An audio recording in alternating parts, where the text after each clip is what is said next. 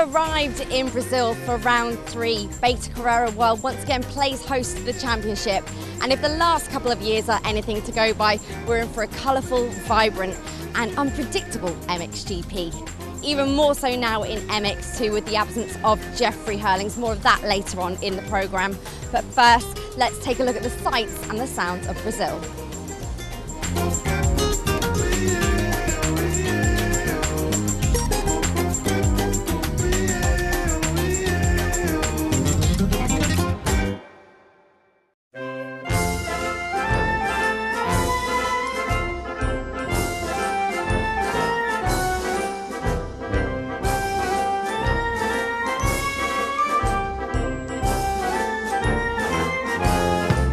Situated in the southeast of the country, we're about an hour and a half's plane ride south of Sao Paulo in the state of Santa Catarina and a stone's throw away from the Atlantic coast and some of Brazil's finest beaches.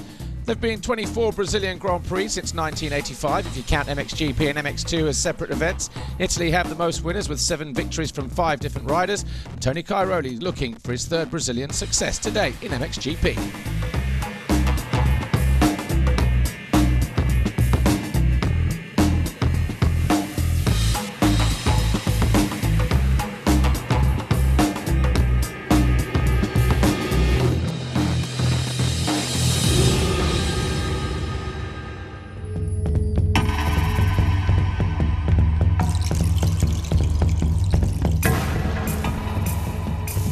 As you can probably tell, we've not quite made it to the track just yet.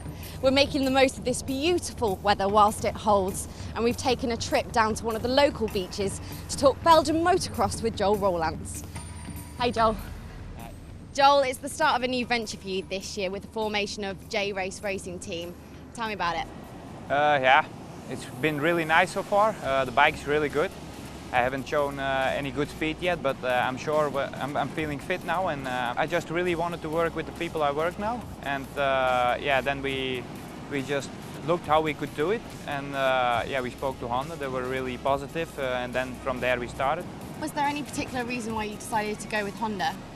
Yeah, a little bit, because the people I work with, they're really familiar with the people from Honda, and also the bike is just really good. We think it's one of the best bikes, maybe the best bike out there, and yeah, we try to improve it still a little bit, and yeah, it's feeling really good already. How did the decision come about to start your own team? Last year I had a really bad season, and yeah. What was going on with you last year?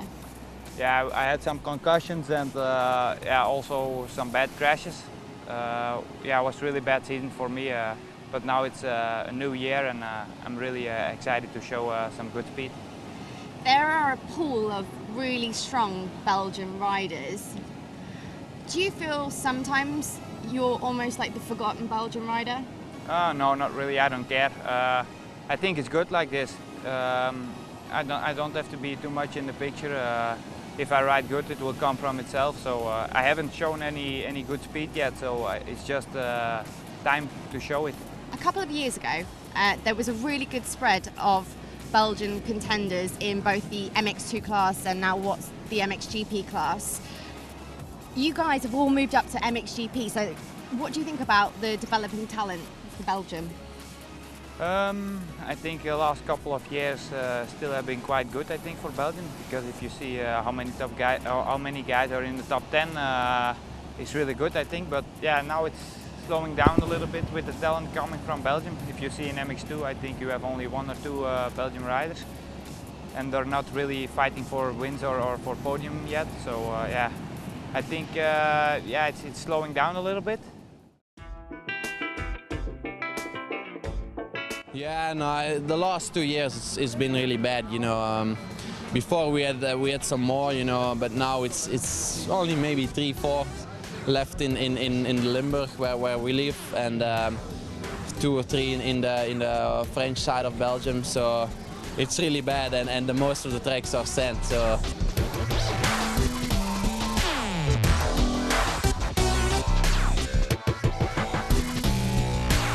It's also of the Belgium part, you know, because we don't have many tracks, so it's so difficult to start racing, and I think that's one of the reasons also that it's going less and less in Belgium. But yeah, they should work their asses off and trying to get there. We have a few coming guys, but they still have a long way. So, you know, to say now if they're gonna make it, I don't know, because, you know, you need to be really good and to be in a good team, you know, it's a lot of money and all, you know, it's many factors. Yeah, I think, you know, we have in our team Julian Lieber. He's pretty good, you know, he has some good speed, so he's still young and he can improve. And then there's Damon Growlers, he's also not so bad, so yeah, we have like a few, you know, maybe a few more. What needs to be done? I think it's really simple. In Belgium, they just need to promote motocross a little bit more and better and in a different way, because we're only losing tracks and yeah, it's not going the right direction. Thanks, Joel. Well, as lovely as the beach is, it's now time to head back to the track. Joel's going to take us on our GoPro onboard lap along with Thomas Covington.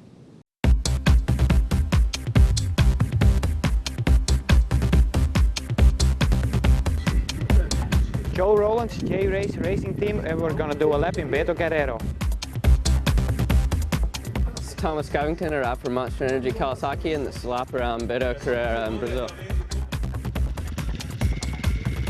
Away the riders go then, about 80-90 metres down into turn one. A nice wide first turn, but it's 180 degrees, so you never know. If you're up the inside, you've got a great chance of getting through there. That was the Fox hole shot line through the 3 waves into turn 2, immediately up onto the fat part of the tyre, past pit lane, into turn 3, and then the first Monster Energy tabletop jump, and then we're into the main grandstand areas through a series of waves, about 6 or 7 waves through there, so single, double your way through. Into a left, the next right is offset, cambered from the right to the left, before straightening up over a single, and then a step up, again right in front of one of the main grandstands here. Up into the banked right-hand turn, through the cambered left-hander at turn 8. You'll see guys high, middle, and all the way around the outside through there before hitting the single, and then through this next right-hander, turn 9. Over a single, over a double, then another single, and then the riders are actually doubling this now this year in MXGP and MX2 before the big climb uphill, 30 metres point to point, the Monster Energy triple jump. The bank right-hander dropping down the hill into this left, around the shed on the left-hand side, and then going back up the hill, slightly off-cambered from left to right, but it's a nice bank turn all the same. Out of here, then this is a negative camber from left to right, dropping all the way down. High line is the shortest route through, but again, if we get rain, it'll be quite tricky through there. Dropping downhill, over the step down, back into towards the main arena area, through the right, then the left, and as we exit through here, we're into the wave section under the Ippon Bridge. About 9 waves through there, nice and shallow though, nothing too difficult. See this right-hander just getting a little bit rutty already, then through the left, this is the last main long drag. 2 singles before the big step up in the main arena.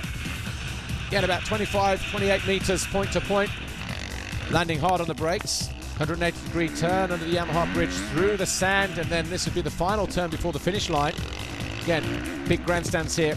Over a small tabletop, the Monster Energy finish line just here. They land from that. Final turn, back onto the start straight. Despite a number of strong local wildcard entries, we're still missing 3 of our regulars. The latest on Tommy Searle is that all being well, we should see him back in time for the British Grand Prix. Whereas with Tyler Rattray, there's a 50-50 chance we could see him for the next round. However, there's news emerging from Belgium that poor Ken de Dijker has suffered yet another injury to delay his start to the season. On to today. So the forecasted rain hasn't arrived, which means conditions are pretty much perfect for MXGP Race 1.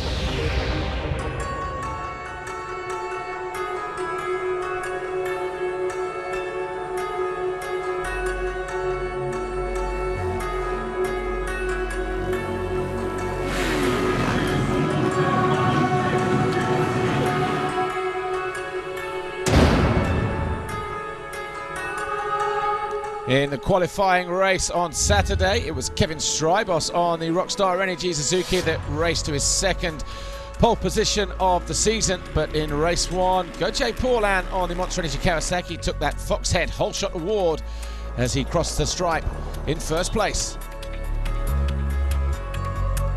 Behind him, Jeremy Van Hoorbeek was in a close second position and challenged early in the race to take the lead on the opening lap from Gauthier Paulin, who then made a mistake not long after, leaving him down in 14th position. And it was going to be a hard fight back through the field for the Frenchman. Perfect conditions for race 1 as Jeremy Van Hoorbeek, number 89 on the Yamaha factory racing machine, stormed to an early advantage. But Tony Cairoli, though, to the delight of the Brazilian fans, soon found a way through into the lead and looked to establish himself at the front of the field.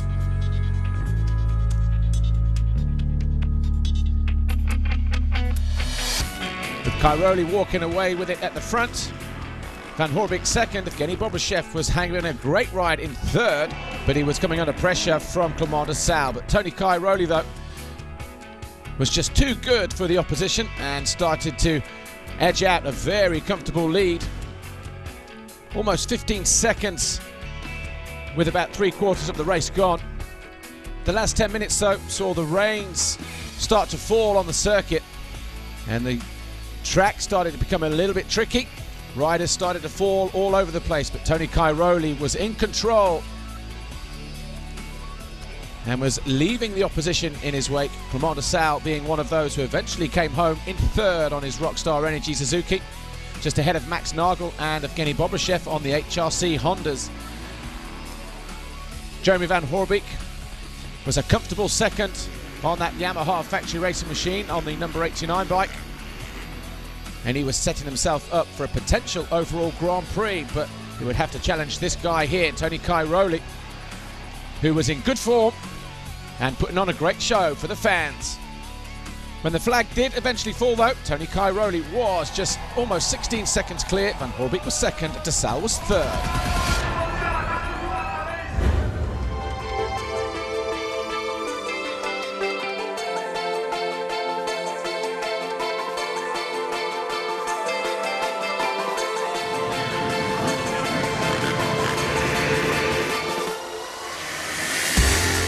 When the gate dropped for MX2, as we go on board with Gauthier Paulin, it was the Frenchman who once again grabbed the Fox Whole Shot Award. Mathis Caro, Tony Cairoli and Clément de Sales all there in close contention, but it was Paulin, de Sales and Cairoli in the early laps of the race. Cairoli soon found himself onto the rear wheel of Gauthier Paulin, though.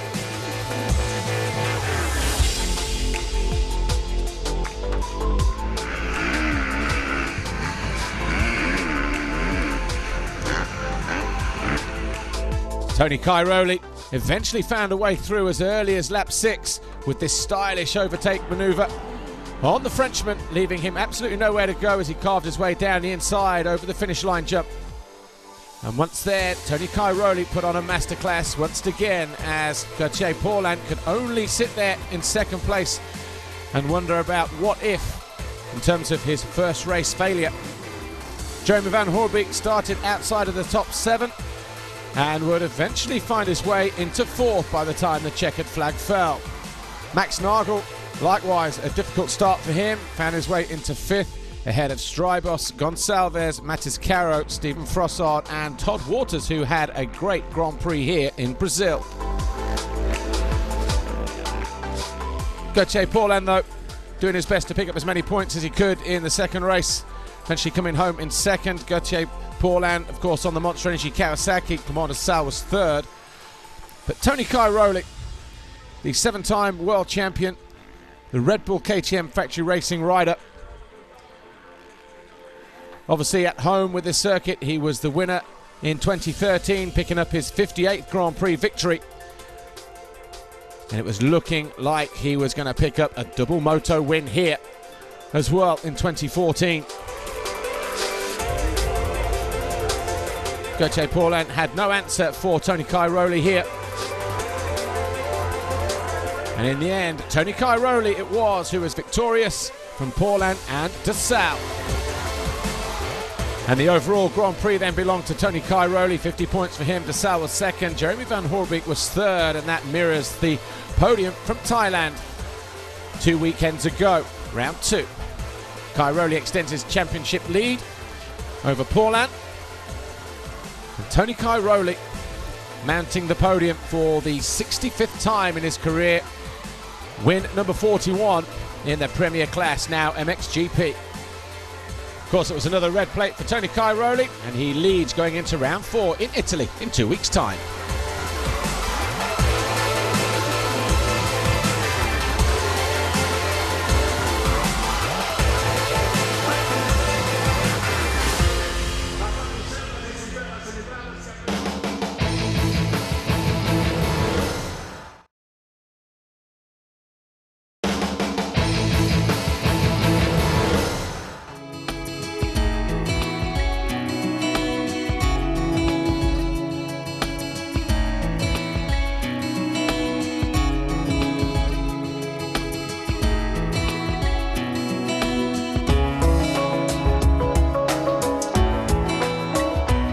Biggest news this weekend is that Jeffrey Herlings has sustained another shoulder injury at Mill, and there's been many rumours flying about the paddock whether he will or won't participate this weekend in the Brazil MXGP. I guess the best man to clear all this up is you, Stefan Everts. Stefan, what can you tell us?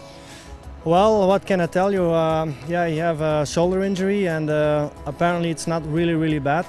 The shoulder didn't came out like people are saying. Lucky enough, it didn't came out, so it's more of a muscle injury, bruise.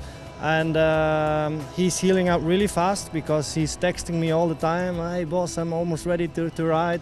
But we decided with the team to let this GP go and let it heal up really well, and that he can be on the bike hopefully somewhere next week. He's really motivated to come back on Arco. He wants to be back on top of his game and back winning.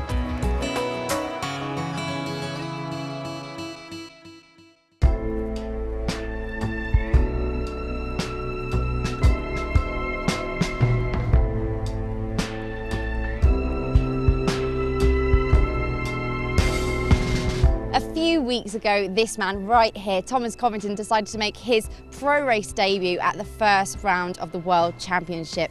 Thomas, what made you decide to do that in the GPs? No, I just thought coming over here and doing the GPs with all these guys would be a really good experience for me before I head over to Glen Helen and do the outdoor season there. Get some time on the gate with some really world-class guys, and I just thought it would be good for me to see all the different places, and it's just a cool experience. I guess in terms of results, it's been a bit of a mixed bag. Yeah, I've had a little bit of bad luck and for sure some ups and downs, but I think this weekend for sure I've got my bike dialed in, had a little bit of time back in France testing, getting the bike the way I wanted it, and so this weekend should be really good. What's the response been like from home? It's been really good actually. Like, all my friends and family have been really supportive, and the fans have been cool too on Twitter and everything, so it's really been a fun experience. Do you think you've learned anything from the experience, even just kind of coming out of America, doing a bit of traveling, living in France? Yeah, it's definitely been a learning experience, going to all these different places with the different languages, different food, knowing what not to eat and what I can eat. It's been an adventure for sure, but it's been fun. Has it made racing tougher with all those added extra things to think about? Yeah, I think it definitely plays a factor. I mean, that's one of the biggest differences between the series in America and the GPs is every weekend you're in a different country with different languages, different people, just whole different atmosphere. So that's one of the biggest things that's different for me. And we've got you until Arco di Trento. Do you think maybe in the future you'll come back? Yeah, definitely it's a possibility. It just you never know what's going to happen. I mean, I enjoy being at the GPs, and I think it's really cool. So I don't know, I guess we'll see. Well, best of luck. Thank you.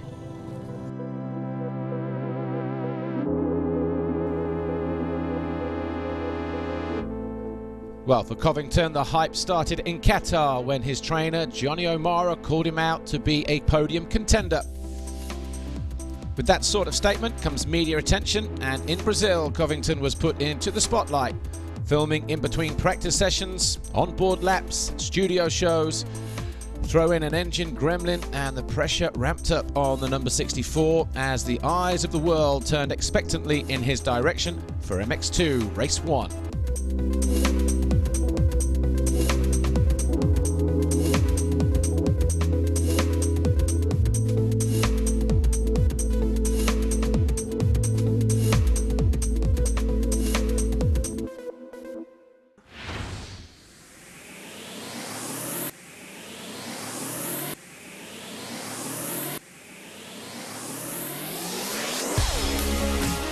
When the race finally got underway, without Jeffrey Hurlings on the line, all eyes were focused on the rest of the field. Jose Boutron grabbing the Foxhead Hole Shot Award and looked to make a break for it at the front of the field. But Arnold Tonus, number 200 on the CLS Kawasaki Monster Energy machine, found a way through before the end of the lap.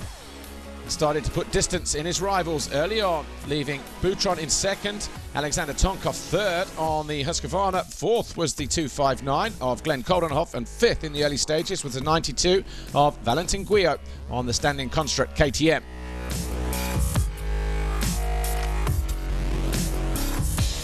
Jordi Tixier, 911 on the Red Bull KTM, was having a nightmare of a time, picking himself up, not for the first time during a race.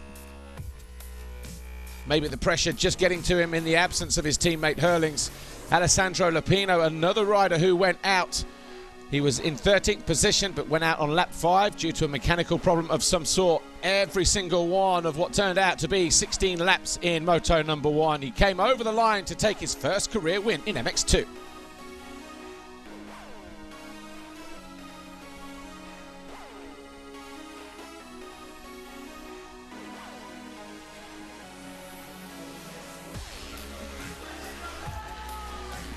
MX2 race 2, the gate dropped, down into turn 1 they charged, and it was the number 59 of Alexander Tonkov on the Wilvo Nastan Husqvarna who grabbed that Foxhead Hole Shot as Jordi Tixier got caught out at turn 1 with Maxime Dupre. Dylan Ferrandis led briefly, but then threw it away at the start of lap 2, handing the advantage to 259 on the Rockstar Energy Suzuki Glenn Coldenhoff. Behind them was the 243 HRC Garibaldi Honda rider Tim Geiser from Slovenia, who was putting in his best performance since joining the MX2 ranks. Lupino was having a slightly better ride, but then a mistake left him on the deck. Whilst in 7th, he would eventually pick himself up and finish in 8th. Max Anstey, 99 on the bike at Cosworth Yamaha, found his way up the inside of 59 Tonkov on his way to 4th place. But despite the tricky conditions, the 259 of Glenn Coldenhoff was starting to turn a few heads, as he was also en route for a potential first race victory in his MX2 career. Valentin Guyot fell, but would eventually finish in 5th position. Arnold Tonus didn't make a brilliant start in the second race, but eventually found himself into 2nd position, finding a way past Tim Geiser. Thomas Covington eventually went out, couldn't get the bike started whilst in 9th place, and that was his day done. But the flag fell. It was a first career victory for Glenn Coldenhoff. Tonus was 2nd, Geiser was 3rd, and the overall Grand Prix belonged to Arnold Tonus. Coldenhoff 2nd overall, Anstey was 3rd. The ride, but then a mistake left him on the deck. Whilst in 7th, he would eventually pick himself up and finish in 8th. Max Anstey, 99 on the bike at Cosworth Yamaha, found his way up the inside of 59 Tonkov on his way to 4th place. But despite the tricky conditions, the 259 of Glenn Coldenhoff was starting to turn a few heads, as he was also en route for a potential first race victory in his MX2 career. Valentin Guyot fell, but would eventually finish in 5th position. Arnold Tonus didn't make a brilliant start in the second race, but eventually found himself into 2nd position, finding a way past Tim Geiser. Thomas Covington eventually went out, couldn't get the bike started whilst in 9th place, and that was his day done. But the flag fell. It was a first career victory for Glenn Coldenhoff. Tonus was 2nd, Geiser was 3rd, and the overall Grand Prix belonged to Arnold Tonus. Coldenhoff 2nd overall, Anstey was 3rd. And in the championship chase, Arnold Tonus has a slender advantage at the top of the table. He is the championship leader as we go to Arco di Trento in 2 weeks' time. Been a day of first for the Swiss rider. First race victory, an overall Grand Prix as well. And he is the new championship leader, deposing Jeffrey Hurlings, who's led the championship since April 2012.